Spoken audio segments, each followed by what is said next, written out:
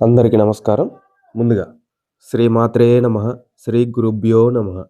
గంగాధర్ వాస్తు జ్యోతిష్యాల YouTube ఛానల్‌కి స్వాగతం అండి. మనం ఈరోజు వాస్తులో చర్చించుకోబోయే టాపిక్ ఏంటంటే కూరగృహం. ఇక్కడ చూడండి, కూరగృహం. కూరగృహం గురించి మనం తెలుసుకుందామండి.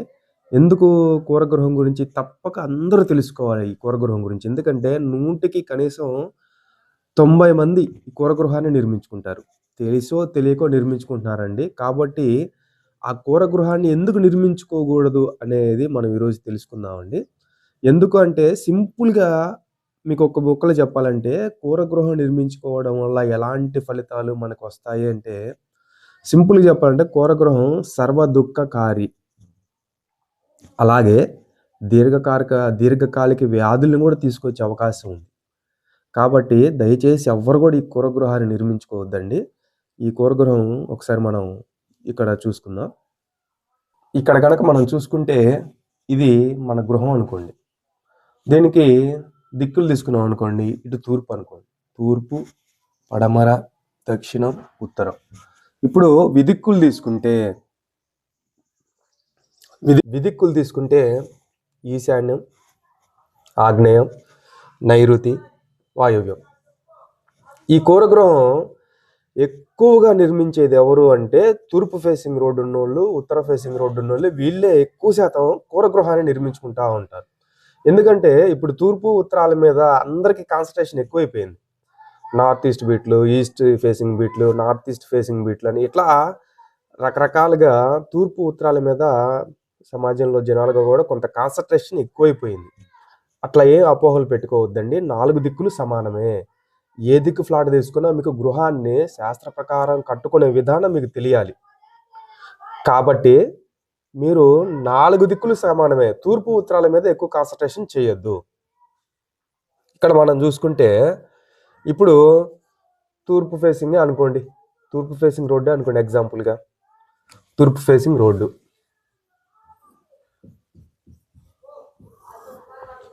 ఇక్కడ ఫస్ట్ వీళ్ళు సింహద్వారం ఎక్కడ పెడతారు అంటే టోటల్ ఈ కార్నర్ బిట్లోనే పెడతారు.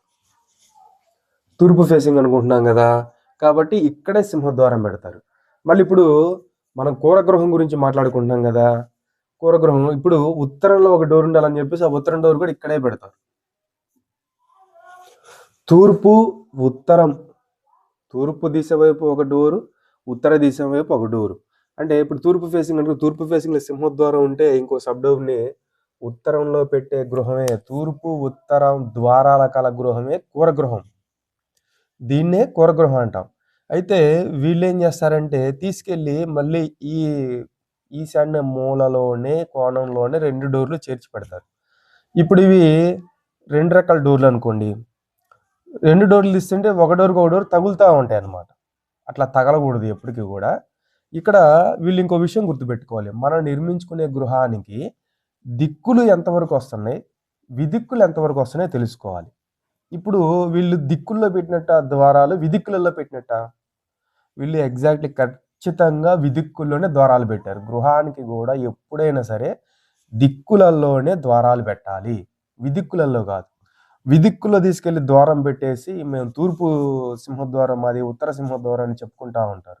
అది కరెక్ట్ కాదు. ఎందుకంటే మనకి శాస్త్రంలో కూడా దిగ్గతం మందిరం కార్యం తద్వారంతు విశేషతః విదిగ్గతం గృహద్వారం సర్వదోషకరం రుణ అని చెప్పారు. విదిక్కులలో గృహద్వారం పెట్టినా కూడా దోషమే అని చెప్పారు అనమాట. మనం ఈ గృహాన్ని కూడా దిక్కులకు సరిపడా కట్టుకోవాలి. దిక్కులకు సరిపడా అంటే దిక్సాధన చేయాలి. ఇప్పుడు కొంతమంది పల్లెటూర్లలో మేస్తులే వెళ్ళి కడతా ఉంటారు. మేస్తులు ఏం చేస్తారు, పక్క గృహం లేకపోతే ఇటుపక్క గృహం కట్టుంటే ఆ గృహానికి ఒక తాడు కట్టేసుకొని దానికి మట్టం సెట్ చేసుకొని కడతా ఉంటారు. అలా కాదు, దిక్కులకి సెట్ చేసుకోవాలి. ఫస్ట్ మనం లైన్స్ కూడా దిక్కులకు సెట్ చేసుకొని దిక్సాధన చేయాలి. దిక్సాధన చేసి దిక్కుల్ని సాధించి ఆ తర్వాత మనం గృహం నిర్మించుకోవాలి. అది మట్టాన్ని తిప్పడం వేరు, దిక్సాధన చేయటం వేరు. రెండింటికి చాలా తేడా ఉంటుంది. ప్లస్ ఏంటంటే ఈ గృహంలో ఎంతవరకు దిక్కులకు వస్తున్నాయి, ఎంతవరకు విదిక్కులు వస్తున్నాయి అనేది ఖచ్చితంగా తెలుసుకోవాలి. ఇప్పుడు విదిక్కులలో ద్వారాలు తీసుకెళ్ళిపెట్టి చాలామంది లేడీస్ అయితే చాలా గొప్పగా చెప్తారు. అబ్బా మా ఇల్లు తూర్పు సింహద్వారం అండి, అలాగే మా ఇల్లు ఉత్తరం ద్వారం కూడా ఉందండి, ఇక పక్కింటోళ్ళ గురించి కూడా అట్లా చెప్తారు వీళ్ళు. అబ్బా! వాళ్ళ ఇంటికి తూర్పు సింహద్వారం ఉంది, ఉత్తరం కూడా ద్వారం ఉంది. ఇక ఉత్తరానికి దిక్పాలకుడు కుబేరుడు కాబట్టి వీళ్ళకి డబ్బు కలిసి వస్తా ఉంటదండి. తూర్పుకేమో ఇంద్రుడు దిక్పాలకుడు కాబట్టి తూర్పు అంటే జనరల్‌గా గుడ్డిగా ఒక బ్లైండ్ థాట్ వెళ్ళిపోద్ది. తూర్పు మంచిది. ఓకే. ఓకే. మంచిదే కాదనట్లేదు. అలాగే మిగతా దిక్కులు కూడా మంచివే. చెడ్డ దిక్కులు ఏవీ లేవండి. అట్లానే ఇప్పుడు ఈ 9/9 ఏకాశితి పథం తీసుకున్నప్పుడు ఈ గృహానికి ఎంతవరకు దిక్కులకొస్తుంది? ఇప్పుడు ఫర్ ఎగ్జాంపుల్ ఇది తూర్పు గదా! దీన్ని 9/9 గ్రిడ్ తీసుకున్నప్పుడు ఇట్లా మనం ఏకాశితి పథం తీసుకున్నప్పుడు ఇట్లా 9 భాగాలు చేసుకున్నప్పుడు ఈ ఫస్ట్ 2 భాగాలు, ఇటు పక్క 2 భాగాలు. ఆ కార్నర్ వరకు అది ఈశాన్యము. అలాగే ఇటు చూసుకున్నా కూడా ఇటు 2 భాగాలు దక్షిణం వైపు, ఇటు తూర్పు వైపు 2 భాగాలు కలిపి ఇది ఆగ్నేయం. విదిక్కులు ఇవి దిక్కులు కాదు. ఇది ఈశాన్యం విదిక్కు, ఇది ఆగ్నేయం విదిక్కు. ఈ మిగిలిన ప్లేస్ వరకే ఇది తూర్పు దిక్కు. మనం ఇట్లా దిక్కులలో ద్వారాలు పెట్టుకోవాలి. మనం ద్వారాలు కూడా మనం ఫస్ట్ నుంచి చెప్తానే ఉన్నాం. ఏ ప్లేసులలో పెట్టుకోవాలి. మనం అవసరమైతే ఈ 3rd ప్లేసు లేకపోతే ఈ 4th ప్లేసు ఈ 2 ప్లేసులలో సింహద్వారం పెట్టుకోమని చెప్తున్నాం. ఇప్పుడు ఈ 2 ప్లేసులలో ద్వారం పెట్టుకోవడం వల్ల దిక్కులోకి ద్వారం వస్తుంది. ఇప్పుడు విదిక్కులలో ద్వారాన్ని తీసుకెళ్ళి పెట్టేసి మాది తూర్పు సింహద్వారం అండి, ఉత్తరం కూడా ఒక ద్వారం ఉంది.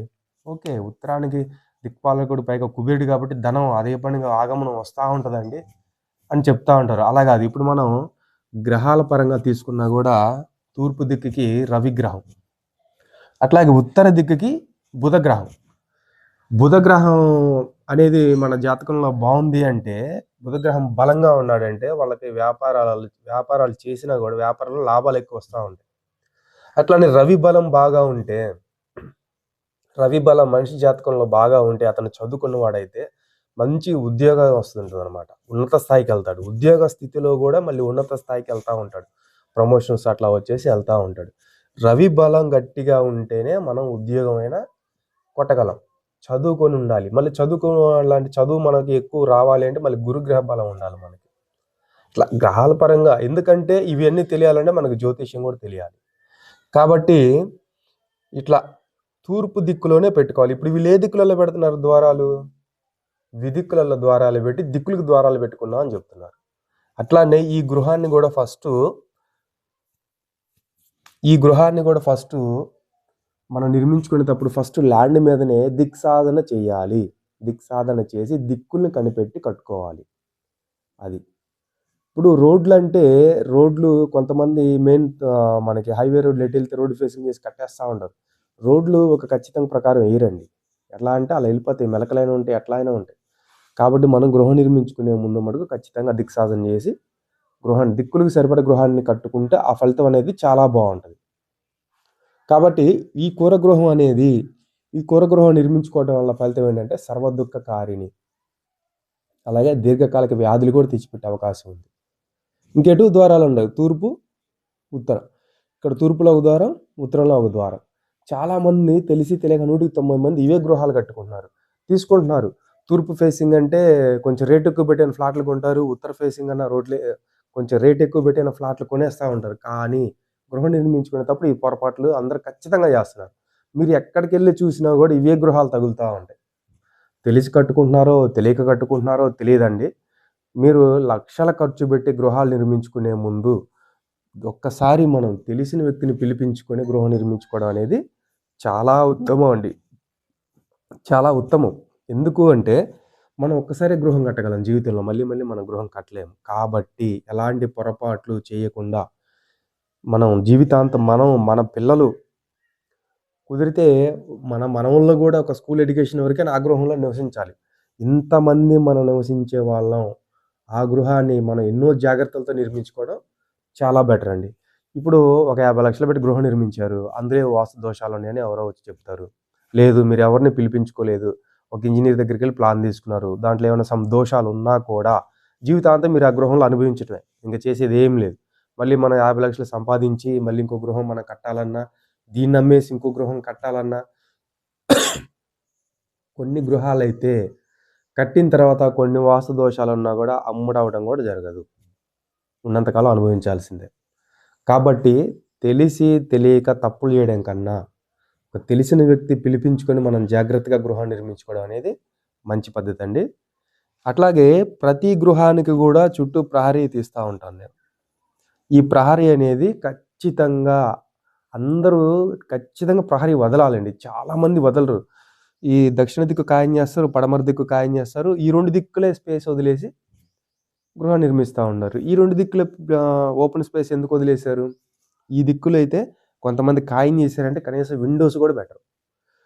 పడమర దిక్కు విండోస్ ఉండవు, దక్షిణ దిక్కు విండోస్ ఉండవు. ఎందుకంటే వీళ్ళు ఇంకా స్థలం హద్దు ఖాయం చేసి కట్టేశారు.